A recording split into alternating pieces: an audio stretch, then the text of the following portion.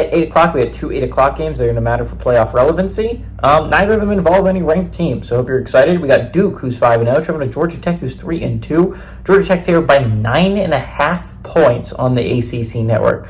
Malik Murphy's on 107-177, thrown for 1,226 yards, 12 touchdowns, 4 interceptions. Star Thomas is at 92 carries for 480 yards and 3 touchdowns, and Jordan Morris at 28 catches for 420 yards and 3 touchdowns. Haynes King is going 102-138, thrown for 1,274 yards, 6 touchdowns, 1 interception. Jamal Haynes is at 58 carries for 238 yards and 5 touchdowns, and Malik Rutherford's at 29 catches for 398 yards and 2 touchdowns. Georgia Tech is 54-35 against Duke all time.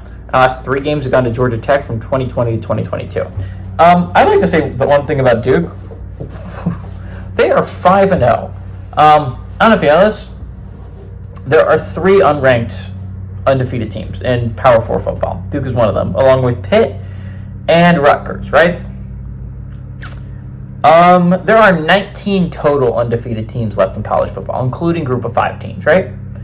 2 of them did not receive a single vote for the AP Top 25. Not a single one, despite being undefeated. Those 2 teams are Duke and Liberty. Navy received more votes to be in the top 25 this week. Army received more votes to be in the top 25 this week than Duke. Pitt was the first team out, to keep this in mind. I don't know what Pitt has done that is so much more impressive than Duke. Now, I'll be honest, I do think there's an argument to be made that some of their wins are more high quality than Duke's, but I don't know, man. I don't know if West Virginia is that much greater of a win than a win against UNC. Like, I don't know if that's really the case. Duke's played good football. They've been underrated this entire year, basically. And we'll see. I don't know if a win will even get them into the top 25 this week, because, again, they did not receive a single vote last week. That being said, Georgia Tech's at home, coming off of a bye. They've had a decent amount of time to prepare for this game against Duke. And Duke's been cutting it close, right? Like, they're 5-0. They could have easily lost 3 of these football games, right? And I mean, credit where credit is due. They went down 20-0 against UNC, and they did not give up, and they found a way to win 21-20. Credit to Duke. They went down against Northwestern. It looked like they were going to lose multiple times. They found a way to win that game on the road.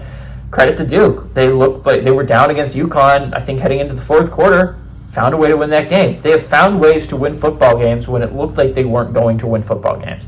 And that amazing job. But at a certain point, that's not going to happen, right?